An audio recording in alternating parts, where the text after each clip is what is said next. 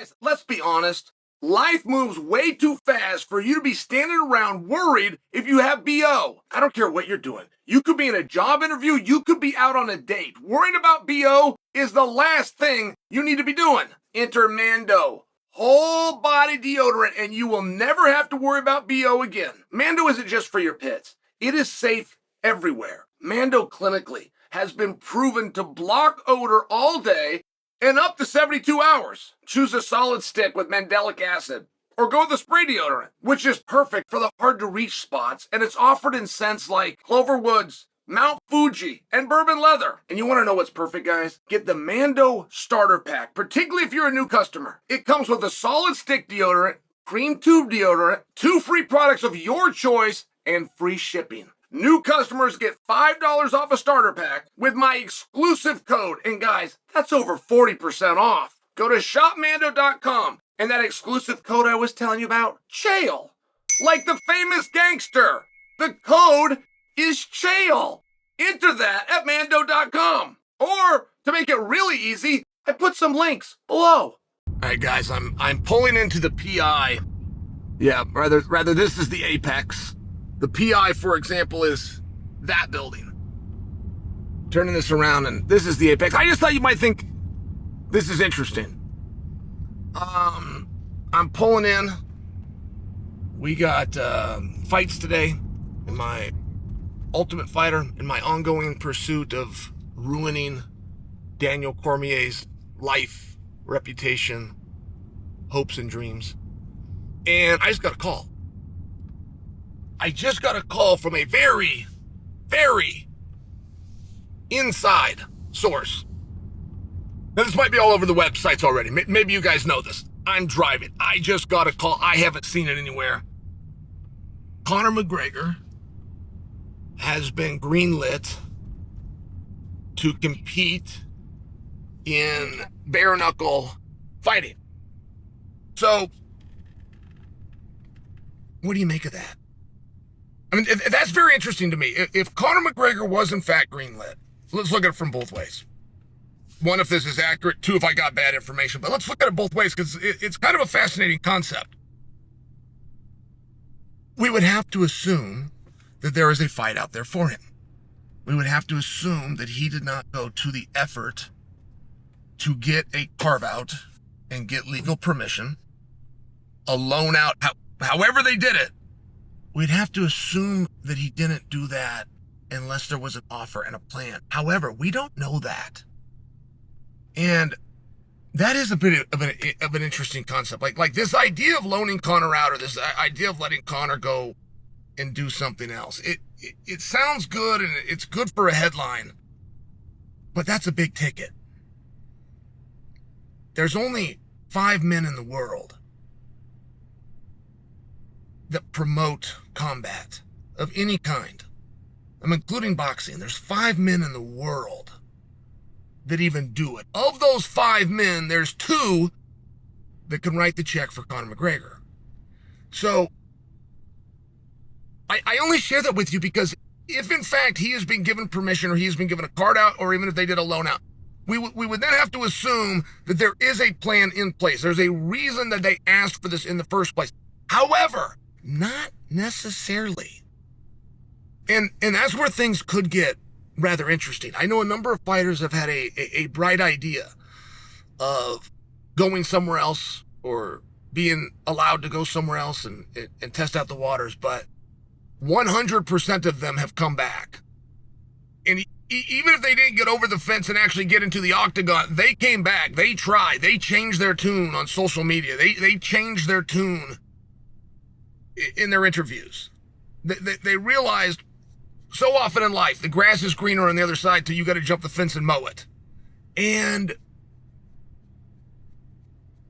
could somebody write the check for Conor McGregor? It's very interesting. Who would he fight? What would that look like? Conor McGregor is a star. The sport's only had 2 stars ever. I'm not talking about guys that you like, or popular guys, or pay-per-view draws. I'm talking about stars, which means whatever they go do, wherever they go do it, the audience will go. Do you know who those 2 are? Conor McGregor, and do you know who it is? Kimbo Slice. Kimbo Slice was an actual star where we could not just walk down the street with him. There needed to be security. People would come out from the back. I was in a Whole Foods with Kimbo Slice one time. How random is that? They were coming back from the back. The people in the kitchen and the managers. Not just the people at Whole Foods, the people that were working that are not allowed to take their eye off the ball or stop what they're doing. They stopped what they're doing. They took their eye off the ball. They came and surrounded this guy. I had no idea he was that big. And I just share for you, there is a place for Conor. There's not a place for very many guys. And we've done this dance a number of times. And somebody's got their ass kicked 100% of the time. 100% of the time that somebody thought they could take a star from one organization and that the audience would follow, 100% of the time it turned into charity. It turned in, I'm going to give you money. Not you earned money, not you made money, you got money, and there's a big difference. But I don't have reason to believe that that would be the case with Conor. I think the idea of Conor in MMA, while I know that it would still draw, while I know business-wise your profits would exceed your expenditures, I don't know that the interest or the allure, like, if you tuned in for that, you tune in for the experience, you tune in for the walkout, you tune in for the intensity, all the things that Conor brings, the charisma and the charm. You're not left wondering, is he going to win the fight? There is nobody currently under contract that Conor could beat. Any weight class. Throw him in there, let him weigh 190 pounds, bring in a 135 pounder. There's nobody under contract that he could beat. And there's very few guys that he could even protect himself against. And by the way, this isn't a Barry Conor session. He's just been out for too long. They busted his leg all up, but put titanium in it and tried to go through rehab. I mean, this is just a reality. But that isn't necessarily true in boxing. Not to mention, I'm just talking about the pure allure. If Conor was to come to MMA, we know the outcome of that event. And we've seen that outcome many times. And there's some guys that you will pay to watch get beat up. There's some guys that lose in a certain way that is still appealing.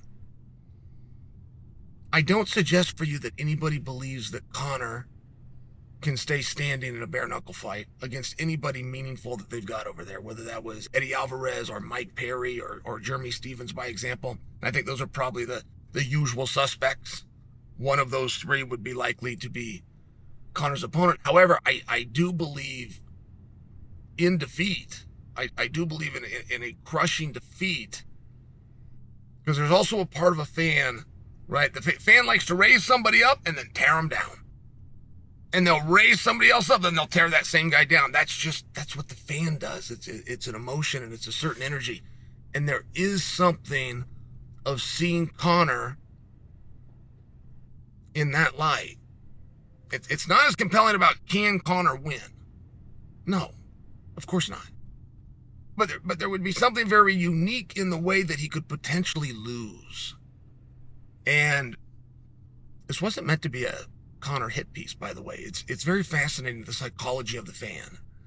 And it's very fascinating how many customers that buy a ticket and set things aside miss within themselves what they actually enjoy. I mean, I have people tell me all the time that they love MMA, but they don't. They don't even know what that means. They couldn't begin to explain that for you. MMA is conflict with immediate conflict resolution. It is court TV. The very reason that you would watch court TV. Conflict and your guaranteed resolution. That's what MMA brings you. And I find it to be interesting if Conor, in fact, did work out a deal to go to bare knuckle. Would he actually go to bare knuckle? There's not very many people that want to fight. There's not very many people that are given an opportunity to fight. There's not very many times in life that there's reason to fight. But there's a lot of guys that do puff. There's a lot of guys that do pound their chest. And Conor flinched once. He's never flinched in his whole career, but he has now. He flinched, pulled out of the Chandler fight back in June. And the idea of give me a release so I can do this is interesting until you're given that release. And now you're put in a spot. Do you really want to do this? And we are about to find out. I believe that answer is going to be no.